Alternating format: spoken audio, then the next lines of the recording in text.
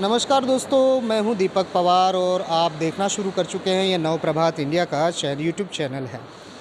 दोस्तों, आज मैं आया हूं वलसाड़ ज़िले के वलसाड़ शहर के अंदर और ऐसी एक मान्यता है कि जो भी पार्टी का विधायक, जो विधानसभा के चुनाव है, जो भी पार्टी का विधायक वलसाड़ से अगर चुनाव जीतता है तो 101% है कि उसकी जो केंद्र में जो दिल्ली सरकार है उसी विधायक की बनती है।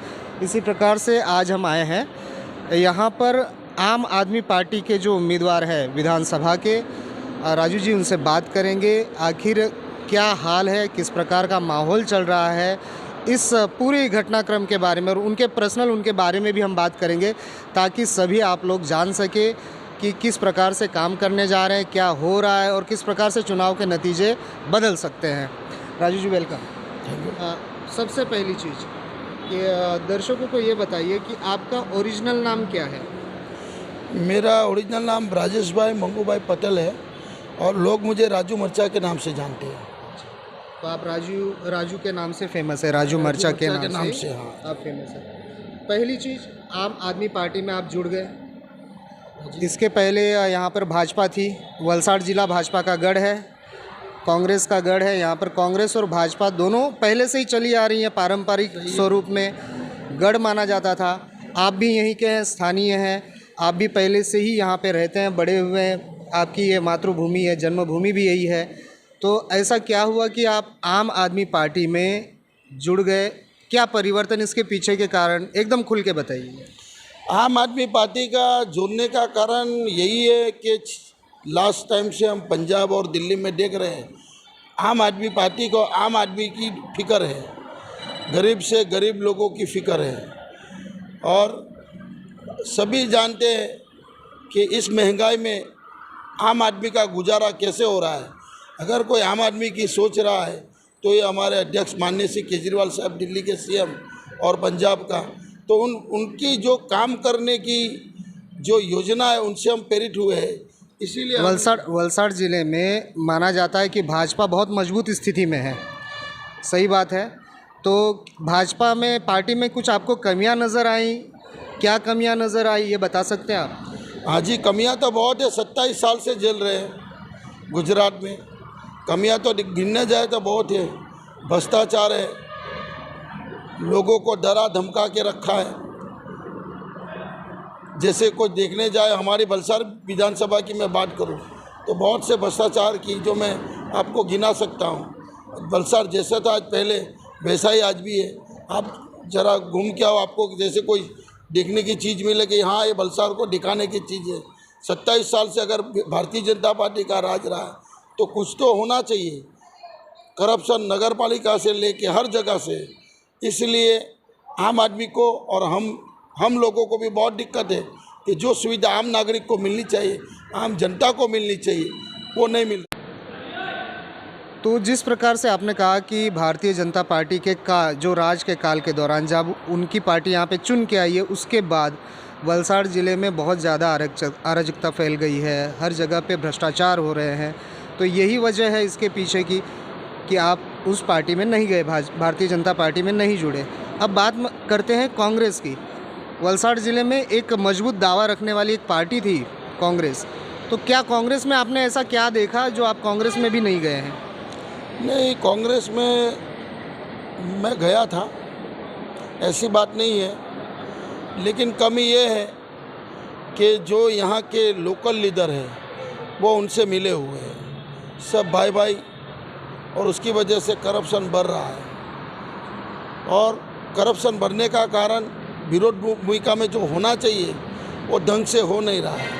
आप ये कह रहे हैं कि कांग्रेस के जो लीडर हैं यहाँ पे वलसाड़ ज़िला में, वो भारतीय जनता पार्टी के साथ मिले हुए हैं, इस प्रकार से आप कहना चाहते हैं? हाँ, मैं कहना चाहता हूँ कि उनसे मिले हुए हैं, इन लोगों से मिले हुए हैं। मिले हुए का मतलब ये होता है कि कोई भी गांव में जो नगर पालिका, मैं नगर पालिका का माजी प्रमुख रहा हूँ, 2 बार काउंसिलर रहा हूँ, और मैंने ये सब चीज़ देखी है और जनता को दिखाई है। जनता को दिखाने वाला भी मैं ही हूँ।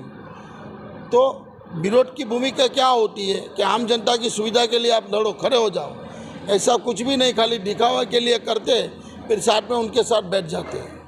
अभी जो चुनाव होने वाले विधानसभा के, इसमें आपको क्या लग रहा है, परिस्थिति क्या बन रही है, किस प्रकार का माहौल है? क्योंकि आप कैंडिडेट हो। माहौल ये है कि आम आदमी ये सोच रही है कि अभी माहौल बदला जाए। कंटाल गई है महंगाई से।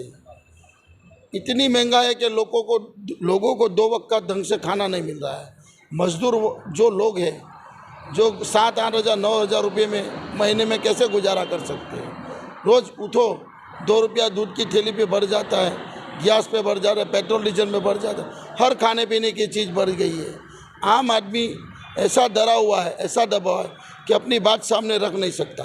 इसलिए अभी आम आदमी मतलब जनता ने थाम लिया है कि इस बार परिवर्तन होना बहुत ज़रूरी है। तो जैसे आप चुनाव जीत के आएंगे, चुनाव आपने जीत लिया, उसके बाद अगर आप चुनाव जीतते हैं तो फिर आप किस प्रकार की सारी व्यवस्थाओं को बनाएंगे? क्या क्या आप जनता के लिए करेंगे? क्या जनता से आप वादे कर रहे हो कि आप चुनाव अगर जीतोगे तो वलसाड़ की जनता के लिए आप क्या करेंगे?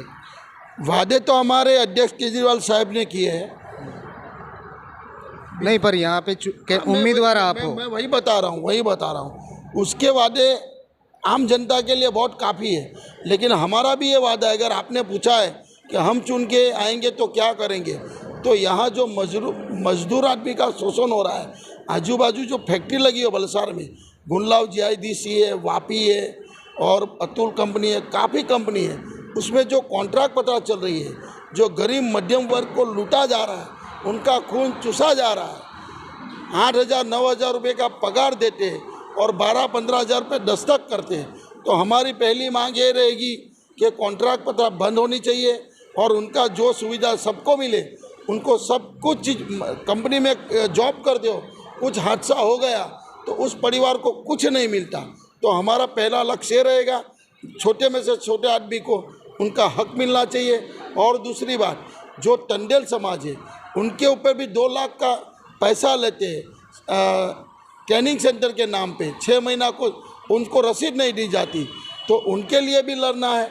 और जैसे रेती खनन माफियागिरी चलती है, जो यहाँ के लोकल धारासभ्य ने चला के रखी है, उसको नाबूद करना है।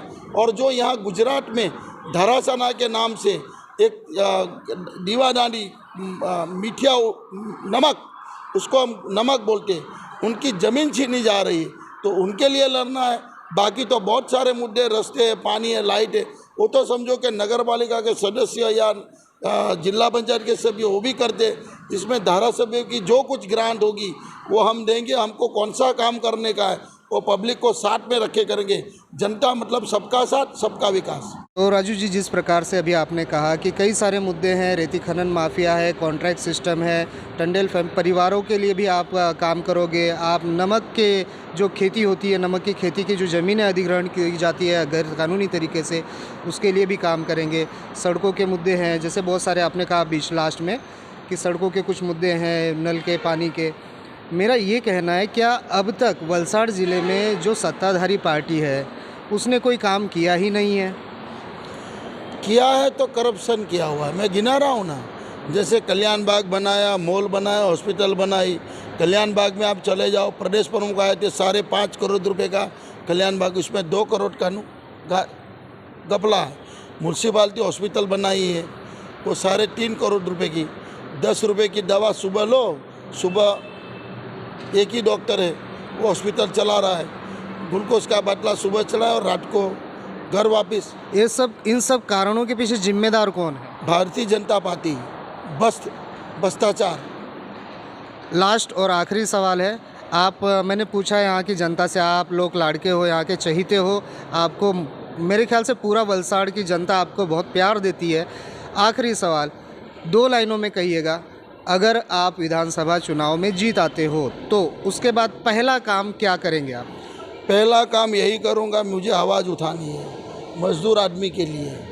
ये जो शोषण हो रहा है, इस महंगाई में उनको कम वेतन मिल रहा है, उनको पूरा वेतन मिले, वो पहले मेरी प्रायोरिटी रहेगी। तो ये थे आम आदमी पार्टी के वलसाड़ के उम्मीदवार राजू भाई, और राजू भाई से हमने खुलकर बात की है, किसी भी प्रकार की कोई भी प्लानिंग नहीं की, सीधे तौर पे सवाल पूछे जो जेन्युइन सवाल थे, जो दिमाग में आ सकते थे, वो सारे के सारे सवाल पूछे हैं, उसके जवाब राजू भाई ने विस्तार से दिए।